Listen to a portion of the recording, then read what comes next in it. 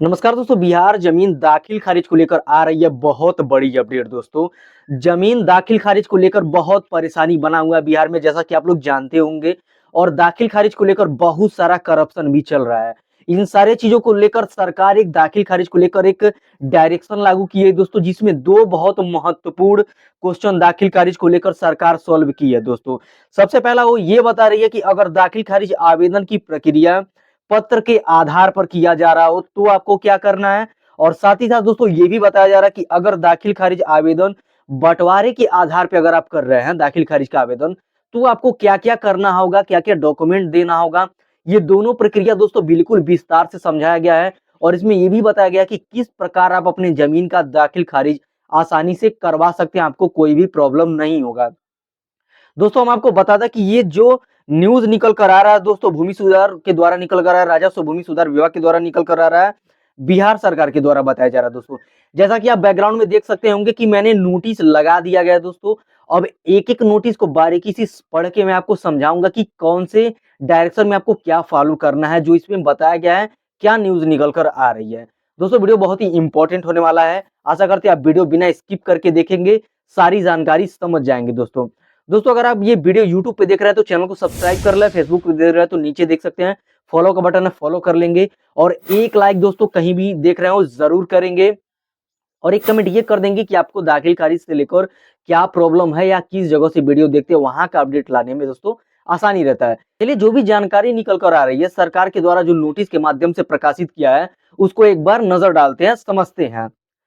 यहाँ पर दोस्तों सबसे ऊपर आप देख सकते होंगे बिहार सरकार राजस्व एवं भूमि सुधार विभाग के द्वारा ये जो है कि नोटिस जारी किया गया है। और यहाँ पर दोस्तों मोटे हेडिंग में बताया गया है कि दाखिल खारिज आवेदन में पूर्ण ध्यान देना योग्य बात है। यानी कि दाखिल खारिज के आवेदन जो आप कर रहे हैं उसमें कौन कौन सी योग्य बातें हैं जो आपको ध्यान देना होगा। तो सबसे पहला ही कॉलम आप लोग देख सकते होंगे दोस्तों, जिसमें लिखा है अगर दाखिल खारिज आवेदन क्रय विक्रय पत्र के आधार पर किया जा रहा हो तो। यानी कि दोस्तों अगर आप अपने जमीन का दाखिल खारिज का आवेदन जो है क्रय विक्रय पत्र के आधार पे अगर आप कर रहे हैं तो आपको क्या करना होगा, ये जो है कि डायरेक्शन दिया गया, जिसमें दोस्तों पहला ही आप देख सकते हैं जमीन का क्रय उसी व्यक्ति से करे जिसके नाम पर जमाबंदी चल रही हो। देखिए दोस्तों बहुत हमेशा हर एक वीडियो में ये बात बोलता हूँ कि आप जिस भी जमीन का क्रय करे खरीदे उसी व्यक्ति का जमीन खरीदे जिसके नाम पे ही जमाबंदी चल रही हो। देखिए नोटिस के माध्यम से प्रकाशित हो गया, ये बात मैं हर एक वीडियो में बोलता हूँ। कोई भी दाखिल खारिज से संबंधित वीडियो रहे या जमीन जमाबंदी से रहे तो ये बात मैं जरूर बोलता हूँ। तो ये रहा दोस्तों पहला नियम। अब चलिए देखते हैं दूसरा नियम क्या है। अगर किसी कारणवश आप जमाबंदी रैयत से जमीन क्रय करने में सक्षम नहीं हो तो जमाबंदी रैयत को सभी वंशजों से, यानी कि जमाबंदी की रैयत के सभी वंशजों से क्रय विक्रय पत्र लिखवाएं। एक क्रय और विक्रय, या क्रय कर रहे हो तो क्रय पत्र, विक्रय कर रहे हो दोस्तों तो विक्रय पत्र, ये एक लिखवाएं। लिखवाने के बाद दोस्तों देखिए क्या बताया जा रहा है, सभी वंशजों से लिखित क्रय सहमति पत्र प्राप्त करें। यानी कि दोस्तों अगर आप किसी भी रैयत से जमीन खरीद रहे हैं, तुरंत खरीदने में सक्षम नहीं है, तो वहां पर उनके जितने भी हिस्सेदार है उनसे एक क्रय, अगर क्रय कर रहे हैं तो क्रय पत्र, विक्रय करेंगे तो आपका आ जाएगा। यानी कि क्रय पत्र आप उनसे लिखवाएं और एक सहमति पत्र जरूर लिखवाएं और उसको प्राप्त करें, अपने पास रखें। ये दोस्तों दूसरे डायरेक्शन में बताया जा रहा है। और यहाँ पर दोस्तों तीसरा देखिए, अगर जमाबंदी संयुक्त खाते की है तो क्रय विक्रय पत्र सभी खातेधारी, यानी कि दोस्तों अगर जमाबंदी जो है संयुक्त खाता है, यानी एक ही में खाता है, जितने भी वहां पे वंशज हैं एक ही में खाता खोल दिया गया है, तो वहां का क्रय विक्रय पत्र सभी खाताधारियों के द्वारा लिखवाएं। उसके बाद से दोस्तों सभी खाताधारकों के लिखित क्रय सहमति पत्र प्राप्त करें। यानी कि दोस्तों अगर किसी व्यक्ति से आप जमीन खरीद रहे हो और उनका जो खाता है वो एक ही में ज्वाइंट खाता है, सबका एक ही में खाता खोला गया है, तो सभी क्रय विक्रयधारियों के द्वारा दोस्तों आप उनसे एक सहमति पत्र लिखवाएं और वो भी अपने पास रखें। और यहाँ पर दोस्तों तीसरा डायरेक्शन देखिए जो क्या लिखा है, यहाँ पर लिखा है, तीसरा नहीं दोस्तों चौथा, सॉरी, यहाँ पर लिखा है अगर आप जमीन का क्रय जमाबंदी रैयत से नहीं कराते हैं तो, यानी कि जमीन का जो जमाबंदी रैयत उनसे क्रय नहीं कराते हैं तो ऐसे में दाखिल खारिज आवेदन करते समय अन्य हिस्सेदार संबंधित विवरण दर्ज करना आवश्यक होगा तथा विक्रय सहमति पत्र अपलोड करना आवश्यक होगा। कि जो जमीन के जमाबंदी रैयत है उनसे आप क्रय नहीं करते, उनके किसी भी वंशज से करते हैं या उनके किसी हिस्सेदार से करते हैं, तो यहाँ पर एक सहमति पत्र आपको लिखवाना होगा और उसको जमा करना अनिवार्य है जहां भी आप अपने उस जमीन का डॉक्यूमेंट को जमा कराएंगे, जिससे फाइनल डॉक्यूमेंट उस जमीन का आप बनवाएंगे, वहां पर एक सहमति पत्र जमा करना आवश्यक है दोस्तों। यानी कि दोस्तों अभी तक देखिए जो भी इसमें जानकारी निकल कर आ रही है मात्र 2 चीजों पे है, मैं आपको क्लियर बताता हूँ। सबसे पहला सबसे आसान रहेगा, अगर आप किसी भी जमीन का अगर दाखिल खारिज करवाना चाहते हैं तो पहले जमीन आप खरीदेंगे फिर उसका दाखिल खारिज करवाएंगे। और अगर आपके पास ही जमीन है और उसका दाखिल खारिज करवाना चाहते हैं तो क्या टॉपिक होना चाहिए, दोनों से आप रिलेट करिए। सबसे पहला, अगर आपके नाम पे जमाबंदी हो तो किसी के नाम पे दाखिल खारिज करा सकते हैं, उनके नाम पे जमाबंदी ट्रांसफर करा सकते हैं, कोई प्रॉब्लम नहीं होगा।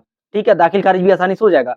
और मान लीजिए अगर आपके नाम पे जमाबंदी नहीं हो तो जितने भी हिस्सेदार है सबका एक सहमति पत्र होना चाहिए। अगर आप जमीन खरीद रहे हो उस कंडीशन में सहमति पत्र होना चाहिए और उसको जमा कराएंगे तो आपके नाम पे जमाबंदी कर दिया जाएगा। और दोस्तों जब जमाबंदी हो जाएगा तो जमाबंदी ही यही होता है, किसी और के नाम का हटाकर आपका नाम चढ़ जाता है तो उसी को दाखिल खारिज भी कर सकते हैं, या दाखिल खारिज के एक अलग बन जाता है दोस्तों, जिसे दाखिल खारिज कहते हैं। तो यहाँ पर दोस्तों 2 पॉइंट दर्शाया गया जो मैंने आपको बता दिया। और दोस्तों इंपॉर्टेंट ये भी देखिए लिखा है कि अगर दाखिल खारिज आवेदन, जो दाखिल खारिज का आप आवेदन करेंगे वो बंटवारे के आधार पर किया जा रहा हो, तो अगर आप दाखिल खारिज का जो भी आवेदन करेंगे वो बंटवारे के आधार पर अगर आपको करना हो तो आपको क्या करना है।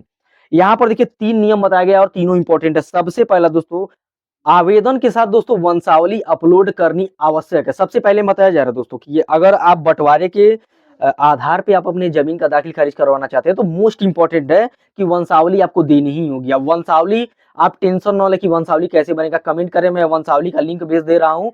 और आपको इसमें किसी से सिग्नेचर कराने की कोई भी आवश्यकता नहीं है, मैं क्लियर वर्ड में बताता हूँ आपको। ये सरकार के द्वारा नोटिस है, ये मैं अपने पास से नहीं बता रहा हूँ। तो वंशावली आपको बनाना, कुर्सीनामा बनाना है, वंशावली कैसे बनानी है कमेंट करेंगे, मैं एक वीडियो भेज दूंगा, देख के आप वंशावली आसानी से बना सकते हैं। चलिए, और यहाँ पर दोस्तों दूसरा जो बताया जा रहा है कि यथासंभव निबंधित बंटवारा कराना ही जो है कि श्रेष्ठ होगा। आपसी सहमति बंटवारा दस्तावेज न्यायालय आदेश के आलोक में भी बंटवारा दाखिल खारिज हेतु आवेदन किया जा सकता है। यानी दोस्तों अगर आप आपसी सहमति से बंटवारा करा सकते हैं तो भी ठीक है, ये श्रेष्ठ होगा। और बताया जा रहा है कि अगर आप बंटवारा आपका नहीं हो रहा है तो आप न्यायालय में भी इसके प्रति क्लेम करा सकते हैं और न्यायालय से भी आदेश लेके बंटवारा करा सकते हैं, लेकिन श्रेष्ठ होगा दोस्तों आपसी सहमति से। यहाँ पर डायरेक्शन दिया जा रहा है दोस्तों। और तीसरा देखिए सबसे मोस्ट इंपॉर्टेंट बताया जा रहा है कि दाखिल खारिज आवेदन करते समय अन्य हिस्सेदार संबंधित विवरण दर्ज करना आवश्यक होगा। यानी कि दोस्तों दाखिल खारिज अगर आप बंटवारे के संबंधित में करते हैं के आधार पे कर रहे हैं तो दाखिल खारिज कराते समय हिस्सेदारों का जो संबंधित विवरण है, यानी कि जो भी हिस्सेदार है उनका जो भी विवरण है, जैसे उनका पहचान पत्र और भी उनमें कितना उनका हिस्सा है, कितना जमीन उनका है, कितना आपका है, सारा विवरण दोस्तों उसमें दर्ज करना अति आवश्यक है, बहुत ही जरूरी है। तो इसको जरूर फॉलो करना होगा। यहाँ पर नीचे देख सकते होंगे कि दाखिल खारिज आवेदन दायर करते समय अगर आपके द्वारा अन्य हिस्सेदार, यानी कि जो भी अन्य हिस्सेदार हैं उनका जो है कि खातेदार, यानी कि उनके संबंधित में कोई भी गलत इंफॉर्मेशन देते हैं, उनका जमीन कम कर देते हैं या उनके प्रति कोई भी गलत इंफॉर्मेशन अगर आप देते हैं, अगर ऐसे देते हुए आपको पाया जाता है तो आपकी जो स्वीकृति है उसे रद्द कर दिया जाएगा। और यही नहीं दोस्तों, यहाँ पर रद्द ही तो किया जाएगा और साथ ही साथ आपके खिलाफ एक्शन भी लिया जा सकता है गलत धारणा देने के चलते। यानी कि दोस्तों जो भी आप खातेधारक जो हैं उनके बारे में वहां पर जो भी आपको डिटेल देना है उसको क्लियर देना है और सही देना है। अगर बाई मिस्टेक कुछ गलत भर दिया जा रहा है तो कोई दिक्कत नहीं है, लेकिन अगर आप जान के ज्यादा गलत करते हैं, एक दो बार आप चेक कर लीजिए, गलती तो गलती है दोस्तों, गलत करेंगे तो आपके खिलाफ एक्शन भी लिया जा सकता है। इस पे एकदम सतर्क रहे दोस्तों। और साथ ही साथ दोस्तों कार्यवाही भी हो सकती है, भूमि सुधार के द्वारा न्यायालय से अपील वाद दायर किया जा सकता है, यानी कि न्यायालय से भी अपील दायर किया जा सकता है दोस्तों। तो जो भी आप दाखिल खारिज से संबंधित कोई भी काम करा रहे हैं और जितने भी हिस्सेदार हैं उनका डिटेल गलत नहीं भरना है, जो भी उनका हक है उनके हिसाब से भरना है। ये थी कुछ जानकारियां दोस्तों। सबसे नीचे दोस्तों बताया जा रहा है कि राजस्व एवं भूमि सुधार विभाग के द्वारा उपलब्ध कराई जा रही सेवाएं का लाभ लेने के लिए वेबसाइट, यानी कि दोस्तों ये बताया जा रहा है कि वेबसाइट यहाँ पर जारी किया गया है और भूमि सुधार विभाग के द्वारा जो भी सेवाएं उपलब्ध कराई जा रही है उसको कैसे आप लेंगे बताया जा रहा है। मैं पिछले वीडियो में आपको बताया था कि भूमि सुधार विभाग के द्वारा क्या क्या सेवाएं हैं जो नई लागू कर दी गई है, जिनको आप अपने फोन से ऑनलाइन देख सकते हैं दोस्तों। इसमें प्रॉब्लम होगा तो आप हमारे चैनल पे जाके विजिट करिए। भूमि सुधार विभाग के द्वारा यानी कि दोस्तों जमीन सर्वे संबंधी 250-200 वीडियो चैनल पे पड़ा हुआ है दोस्तों, आप जाके सारा वीडियो देखेंगे, कोई भी प्रॉब्लम आपको नहीं होगा। दाखिल खारिज से लेकर हर एक चीज के बारे में दोस्तों आपको सही रास्ता बताया गया दोस्तों, जमीन सर्वे कैसे होगा। ये थी दोस्तों कुछ दाखिल खारिज संबंधी सेवाएं। और भी दोस्तों बहुत ही महत्वपूर्ण जानकारी आनी भी बाकी है, जिसके लिए आपको हमारे चैनल के साथ बने रहना होगा। हमारे चैनल को सब्सक्राइब कर हमारे साथ बने रहे। चलिए मिलते हैं किसी और वीडियो में, तब तक के लिए जय हिंद।